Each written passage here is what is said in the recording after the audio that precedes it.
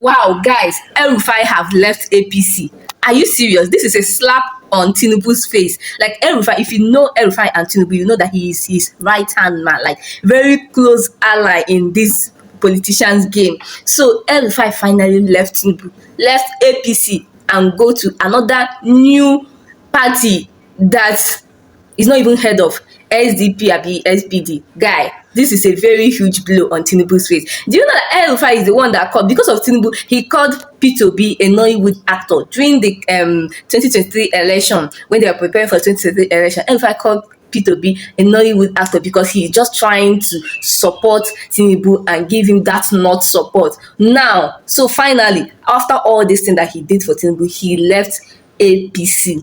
Wow, I thought they said it's the opposition party that is leaving instead of coming together. So people are actually leaving APC. That's the ruling party. How uncomfortable can he be for him to leave the ruling party and go to what is happening? Guys, this is a very big blow. But before we come back to this analysis, I want you to watch the official news. Watch this. And after months and weeks of speculations, political meetings, and jabs at President Tinubu and the APC, former Kaduna State Governor Nasir El-Rufai has resigned from the ruling All Progressives Congress APC and has joined the Social Democratic Party, the SDP.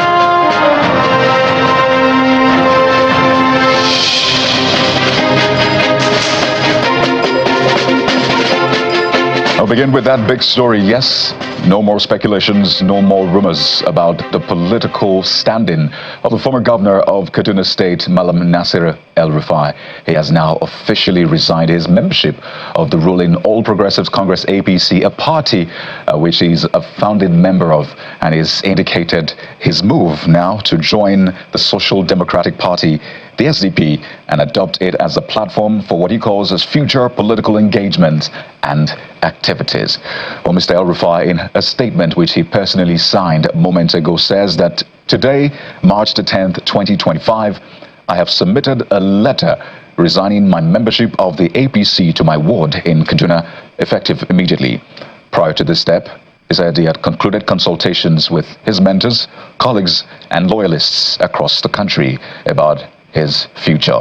Well, this may come as no surprise to many after his recent meetings with opposition figures and statements about the Bola Tinubu government, which had fueled speculations that he may just be on his way out of the APC. We can tell you that he was in Lagos yesterday, where he visited former presidential aspirant Pastor Tunde Bakari and former Osun State Governor Rauf Aregbesola. When he returned from Lagos yesterday, he also visited former Vice President Atiku Abubakar in company of former Governor of Adamawa State, Jibril Bindo. In a post on X, Mr. Atiku had teased by saying that they had robust discussions, but didn't say what those discussions were about at that time. But the cat has now been let out of the bag.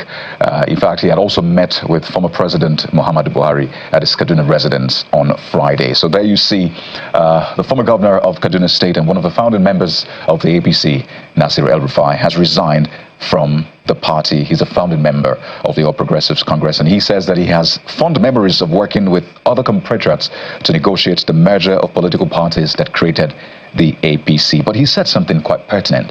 He said that it had been his hope that since 2013, that his personal values and that of the APC will continue to align up to the time he chooses to retire from politics. But he says that developments in the last 2 years have confirmed that there is no desire on the part of those who currently control and run the APC to acknowledge, much less address, the unhealthy situation of the party. So there you have it. It's been officially confirmed. Mr. El-Rufai is out of the APC and in the SDP. Well, this is a developing story, clearly. Big question is, what will this mean for the APC, particularly ahead of the 2027 presidential elections? Is it going to constitute a major threat to the party or not?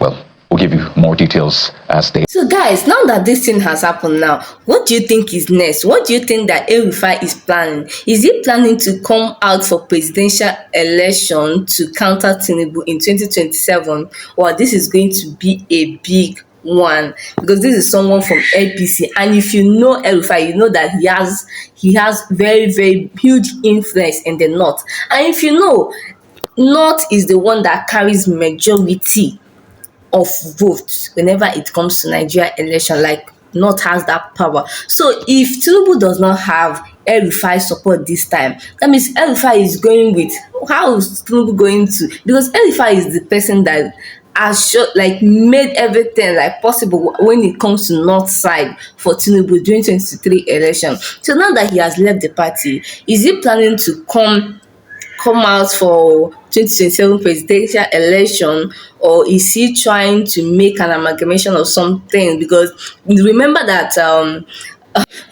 Atiku said that he is trying to form a coalition with a different party or another person so that they can come up for 2027 presidential election. Is this something that is trying to play out where El-Rufai and Atiku come together? I think, even though I don't know where P2B stand in this case right now, but this is going to be a very big standout when it comes to Tinubu opposition, because if El-Rufai can come out of APC and decide to stand, no matter the party, as long as he has the influence, he still has the influence in the North, it is going to be a very big change when it comes to Tinubu campaign. Because in any campaign that you are doing, you need to have the North by your side. And since El-Rufai is not there right now, I don't know what's going to happen. Although, just like the new broadcaster tell you that this is a developing story, yes, this is just a tip out of the iceberg. So I'm very, very sure that more is going to come out of this. El-Rufai have not made his intention known yet, but I know that Tinubu do not expect this. He did not see this coming. I just want to tell you that this 2027 election that is coming is not going to be a walk in the park, especially for APC. People are planning. There's going to, I feel like we're going to witness a very big change this time around. This is not going to be so easy for APC anymore. Because if someone like El-Rufai has come out of APC, I don't know how many people that you still have left to, and trust me, El-Rufai is coming out with his people. Yes, of course he's going to draw his people out of APC too, to enter his new party that he has just entered. So we don't know what is going to come out of it, but we're going to be here, and whatever it is, we'll definitely bring it to your doorstep. So guys, please share me your opinion in the comment section, like and share this video, and also subscribe to our channel if you have not. Thank you so much. I want you to watch this reaction from the Emir of Jalingo. Watch this. It is must understand that you cannot live the truth. We have the laws of God in the Quran and the Bible. We have the Constitution of Nigeria. We have the party constitution. Go and see what is going on. The politicians are not obeying any.